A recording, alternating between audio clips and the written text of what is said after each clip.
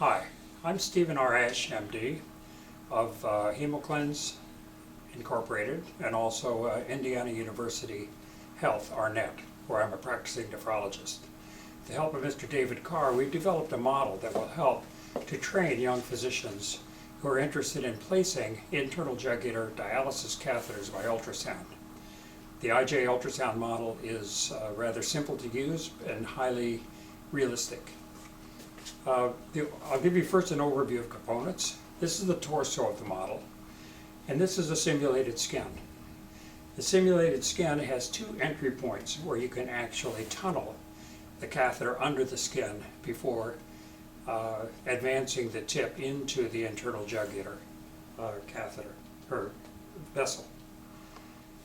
Underneath this skin is a neck portion, which I'll show you shortly.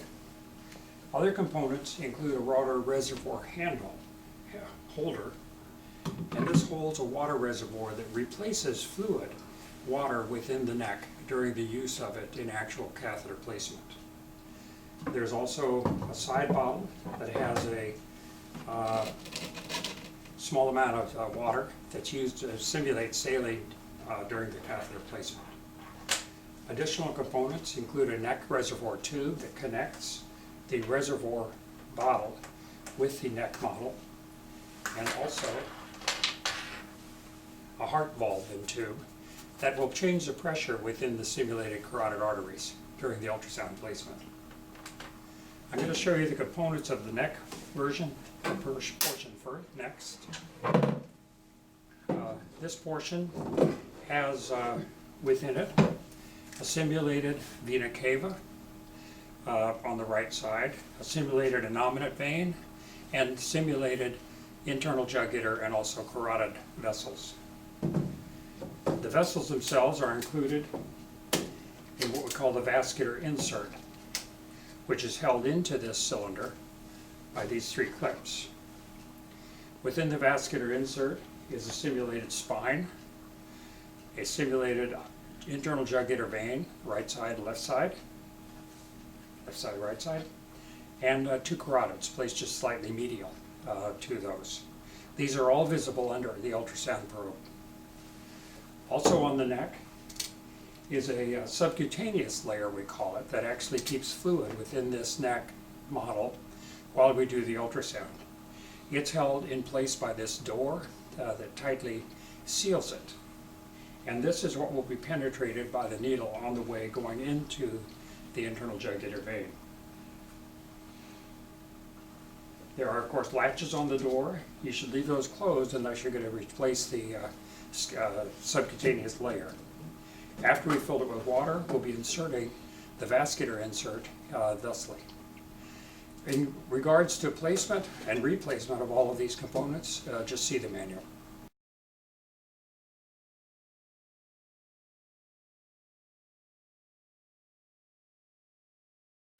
The next step in assembly is to fill the neck portion with water. This is easiest done in a sink because there will be some overflow when the vascular insert is placed within the neck. Put the neck portion in a sink. You'll fill it with about 1,300 milliliters of water, or to a level just above the top portion of the simulated subcutaneous tissue. Then you'll take the neck insert. Notice there's a hole on the bottom part, and this hole aligns with the simulated spine within the model. Lower it down slowly into the neck model and push it closed, and then clamp these three clamps to firmly attach the neck to the vascular insert. At this point, by the way, you can inspect it. There should be no gross or visible leaking from the simulated subcutaneous space.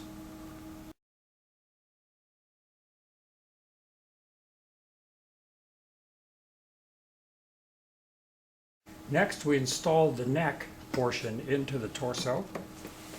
We lift up the torso and slide the neck downward. And there's a rod that interfaces with the spine portion of the torso. interface those two, and then slide the neck portion into the model, making sure that the latches are on the side, and keep advancing it and give it a slight twist. It'll stay in position because there's a screw in the bottom that centers it and keeps it from rotating. The next thing we'll install is the heart bulb and pump. We fill these with water before installation, and it can be done with the reservoir or this little side bucket. It's actually easier from the side bucket. Just hold the bulb upward like this. Squeeze a few times to eliminate the bubbles. And then take the tan portion connector and slide it into the tan portion connector on the neck called artery. This will supply the varying pressure to expand the carotid vessels during the ultrasound picture. Next, we have a water reservoir. This should be filled about 3/4 full of water. And we'll install the neck reservoir tube, the L-shaped piece, into the connector on the top of this reservoir. Invert the reservoir and put it in the reservoir holder, making sure to keep the tubing from caking at that point. And then clamp this off once the tube is filled. At this point, we connect this portion of this reservoir tubing into the white connector at the top of the neck, and then unclamp the tube.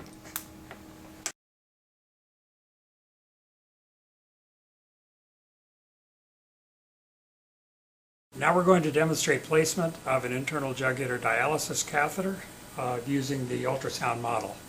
This is a 28 centimeter Covidian Palindrome catheter. That's the one with the symmetrical tip. It's 15 French diameter. It will go in, over, or within a standard split sheath. The split sheath has an anti-leak valve on the outer portion. The split sheath will follow a standard 35 thousandths wire-wrapped J-tipped guide wire. And that follows an 18 gauge needle for entry to the jugular vein. Many interventionalists use a micropuncture approach, which has a 23 gauge needle and a 14 thousandths guide wire. And there are some safety features to that, but an 18 gauge can be used with appropriate skill and caution. To begin the study, we'll put some ultrasound gel on the surface of the subcutaneous layer as well as on the skin layer of the model. We'll place the ultrasound probe over the vessels of the neck, and when I hold the ultrasound probe, I always put my hand, the palm of the hand, against the top of the clavicle and top of the patient's chest. That holds everything more secure.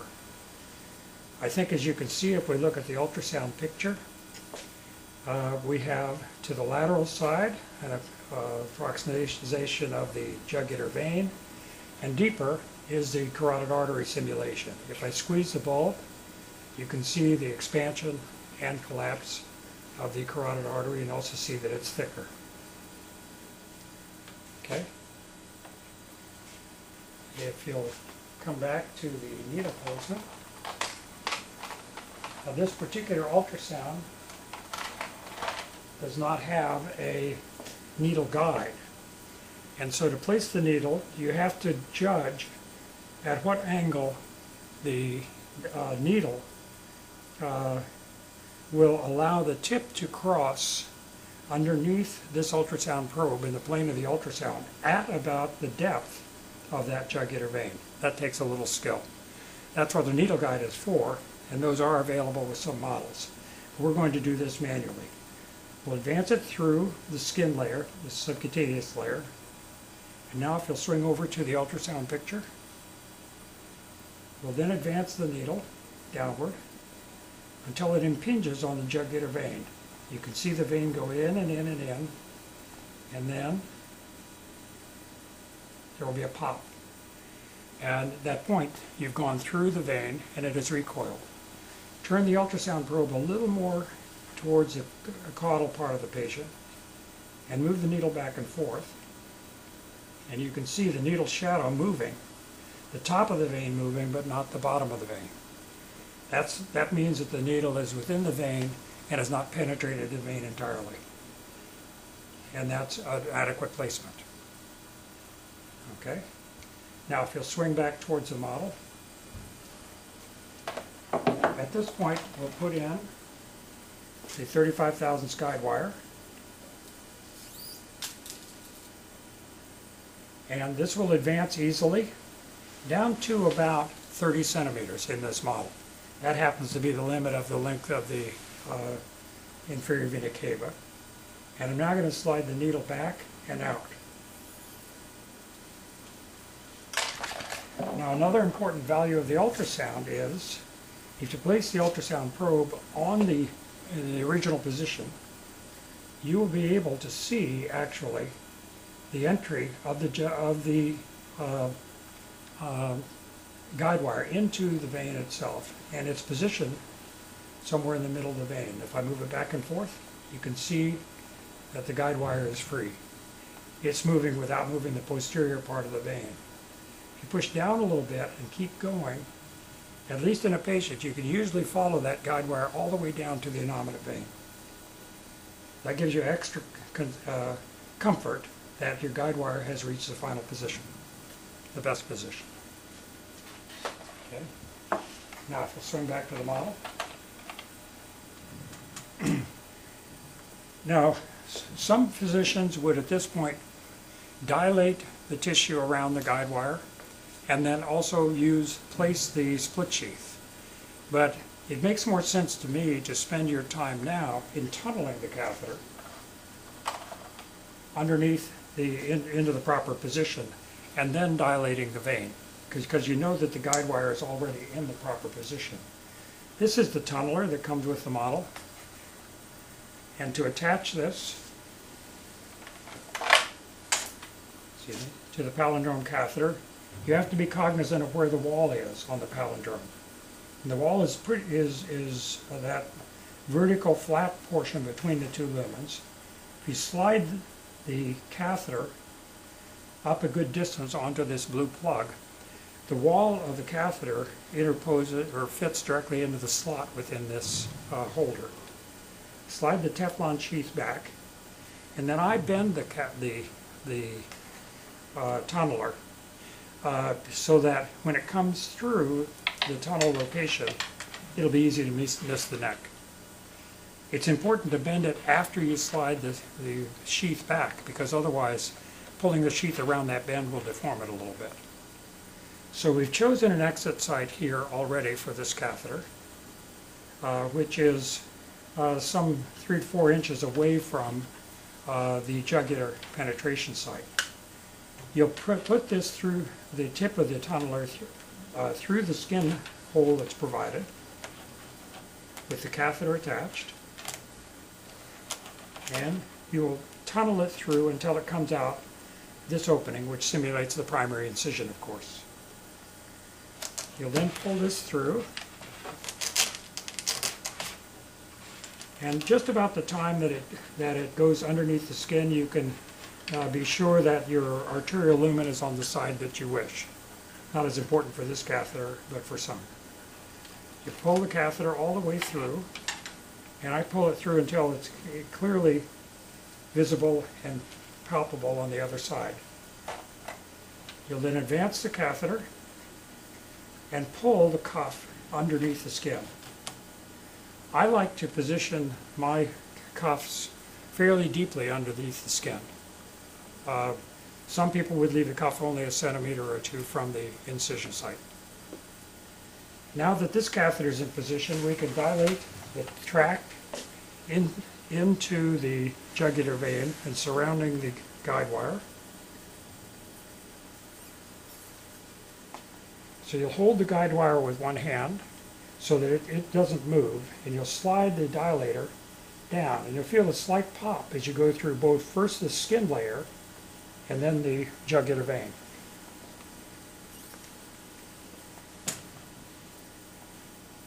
You'll then do the same with the larger dilator,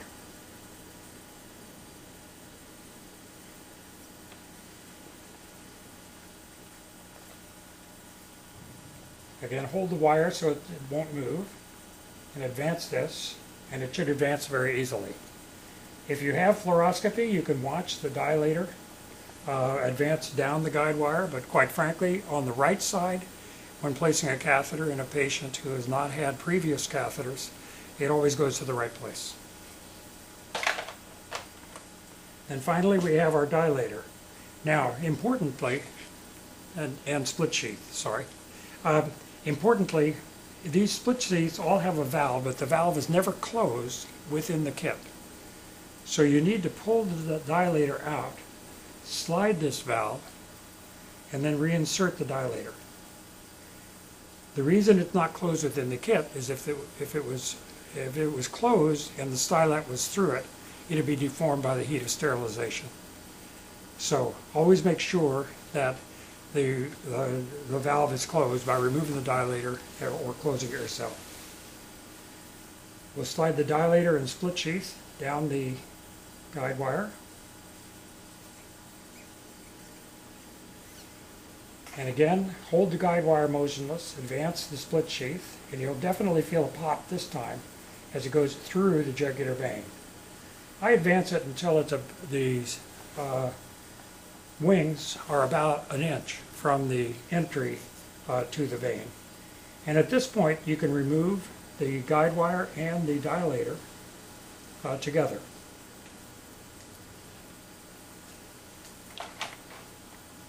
The final and next step is to slide the catheter down the split sheath, grab it near the tip, and advance it into the split sheath as far as it will go, making a fold right at the tip. In terms of breaking it, Let's show that. got it? No, show them before you break it. Yes. So the catheter is advanced about as far as it can go in before you begin to break the wings of the split sheath. To break this, there's various techniques, but most of them will require that you make sure that the catheter is free of the two portions of the split sheath. Helps if you would clamp the catheter first. Now, the next step will be to get rid of the split sheath. I find the easiest way to do this is a two-handed technique with one finger at the apex of the catheter and two fingers of the different hands pulling on the sheath itself. Stop about halfway through so I can see. So I'm pulling these with a finger and a thumb and pulling the other side with my hand. When the split sheath is out, you can make sure the catheter advances in a smooth curve going into the vein. There's no kinks in that location. You can then test the catheter using a syringe. Make sure that you can pull fluid easily.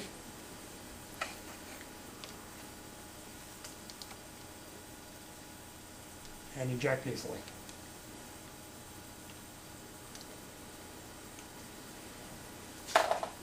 Obviously, on the patient then, you would close the primary incision using subcutaneous Vicryl. You don't need any sutures at the exit site, but these wings are particularly helpful for securing the catheter to the skin.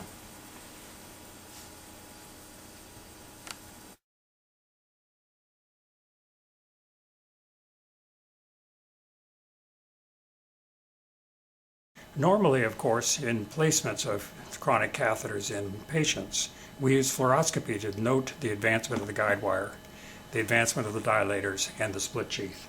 In this lab, we don't have a X-ray machine, so I thought I would take a glance at the catheter using ultrasound and show its location within the vein, curving down towards the vena cava. That's the catheter right there.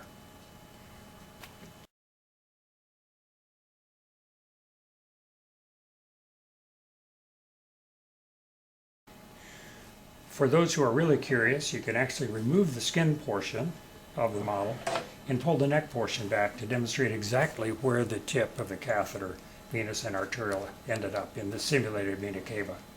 As you can see, it ended up with the arterial tip to the left as it should be.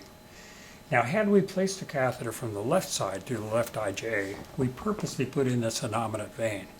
So the placement of the guide wire would create in some resistance at this bend going into the innominate and at the other end as well. Also, advancement of the split sheath would not be possible. It shouldn't be done quite as far as in this model on the right side. So you can still place the catheter, but you teach people to feel more carefully on the left side for the expected deviation of the guide wire course.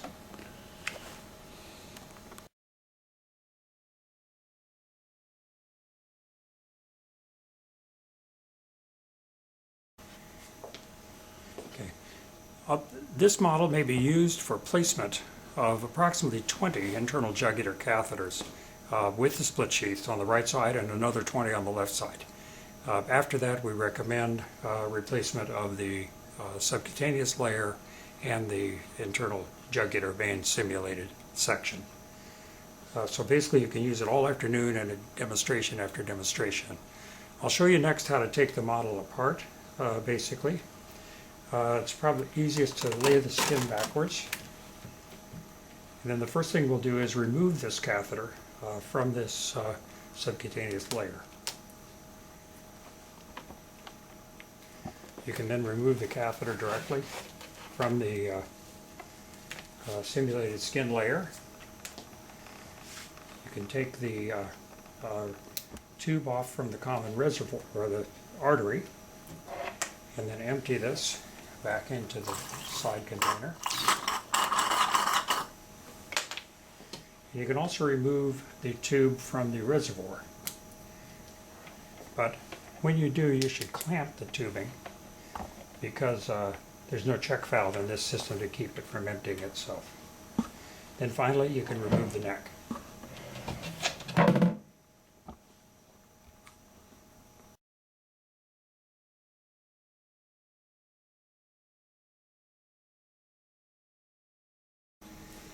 Again, a sink is convenient, although if you don't have a sink and you're reasonably careful, you can pour excess fluid into a bucket. So what you'll do is remove the vascular segment by undoing the 3 clamps again. Pull it out, and it will itself drain fluid, not only from the jugular veins, but also from the carotid arteries.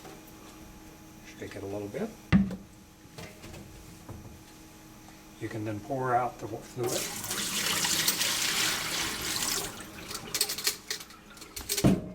And then we recommend that you dry all of the components, basically before letting them set to air dry. You can then package it up and be ready for the next demo whenever you wish. Thank you very much.